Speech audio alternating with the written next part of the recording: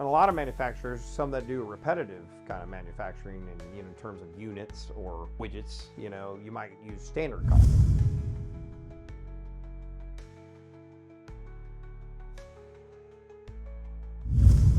Standard costing, the biggest thing we see that sometimes causes misalignment of, accurate costing is people not getting the overhead burden analysis right and the labor rates right.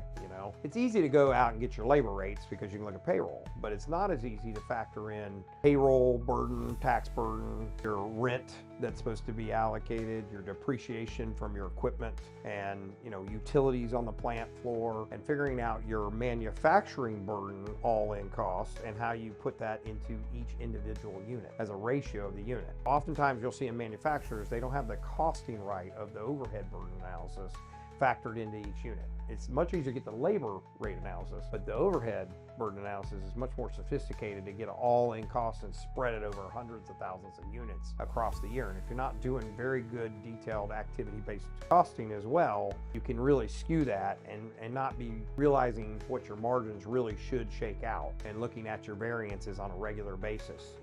On a month-over-month basis, you're creating financials to look at and see what your gross margins are on your product. Well, if you're using standard costing, you've put in a estimated gross margin or estimated cost for the overhead burden and the labor burden. You're assuming that's right if you're not adjusting on a regular basis. So let's say you will go about with your supposed standard costing and it's wrong for the entire year, and you don't do your analysis till you're in. You come to find out, I thought I was making money this whole year and now I'm not, because I undershot the overhead costing that should have been, the overhead burden that should have been applied to each unit, because I didn't do a detailed analysis and double check it throughout the year. Like maybe utilities went up, insurance, rent went up for the plant for, workers' comp went up for the plant for. That's why you have to look at it on a regular basis. Or maybe you lost a big customer, so now you're not doing as much volume. You're not spreading it over as much volume. So all those things can change your gross margin realized. And because every now and then with the standard costing, you have to check it against actual. If you're not doing that on a regular basis,